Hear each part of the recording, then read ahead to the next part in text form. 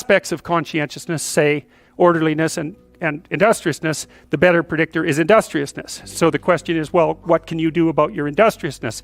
And the answer to that is, well, that's kind of rough too, because there's a strong genetic component. But you can work on micro habits with regards to your conscientiousness. And I think the best micro habits, this is partly to do with this future authoring program processes, I think the best thing you can do with regards to your conscientiousness is to set up some aims for yourself, goals that you actually value. And the future authoring program helps people do that. And basically it does a situational analysis of, it helps you do a situational analysis of your life more than a psychological analysis, I would say. And so the questions are something like, well, all right, you're going to have to put some effort into your life, and you need to be motivated to do that.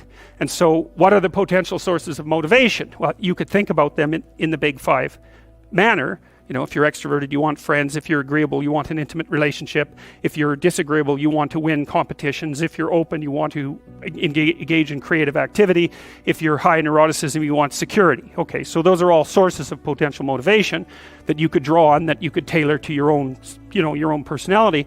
But then there are dimensions that you want to consider your life across. And so we ask people about, well, you know, if you could have your life the way you wanted it in 3 to 5 years, if you were taking care of yourself properly, you know, what would you want from your friendships? What would you want from your intimate relationship? How would you like to structure your family? What do you want for your career? Well, how are you going to use your time outside of your job?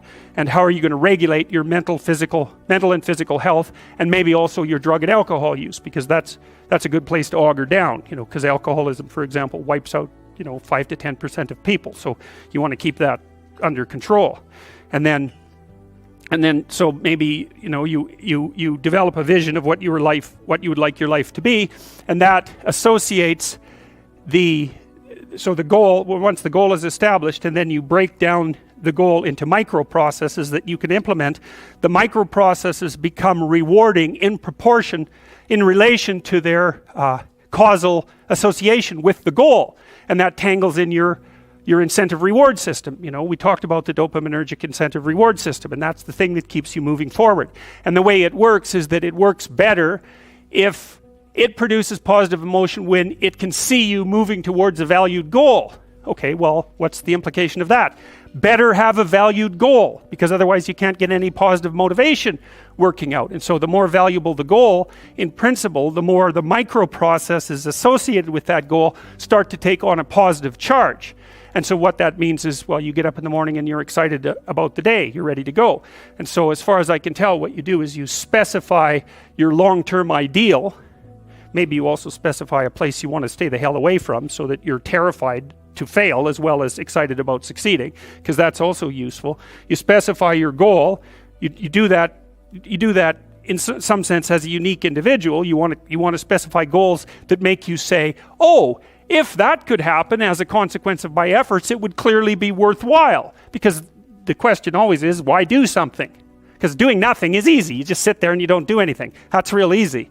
The question is, why would you ever do anything? And the answer to that has to be because you've determined by some means that it's worthwhile. And then the next question might be, well, where should you look for worthwhile things? And one would be, well, you could consult your own temperament. And the other would be, well, you kind of look at what it is that people accrue that's valuable across the lifespan. So you do a structural analysis of the subcomponents of human existence, and I already did that. You need a family, you need friends. Like, you don't need to have all these things, but you better have most of them. Family, friends, career, educational goals, plans for, you know, time outside of work, attention to your mental and physical health, etc. You know, that's what life is about. And if you don't have any of those things, well, then all you've got left is misery and suffering. So that's a bad deal for you. So once you set up that goal structure, let's say, and that's really in many ways that's what you should be doing at university. That's exactly what you should be doing, is trying to figure out who it is that you're trying to be, right? And you aim at that, and then you use everything you learn as a means of building that person that you want to be. And I really mean want to be. I don't mean should be, even those things are going to overlap. And it's important to distinguish between those, because that's partly, and this is back down to the micro routine analysis. So if I was saying, well, you're going to try to make yourself more industrious. Okay, number one, specify your damn goals, because how are you going to hit something if you don't know what it is? That isn't going to happen. And often people won't specify their goals too, because they don't like to specify conditions for failure. So if you keep yourself all vague and foggy, which is real easy, because that's just a matter of not doing as well, then you don't know when you fail.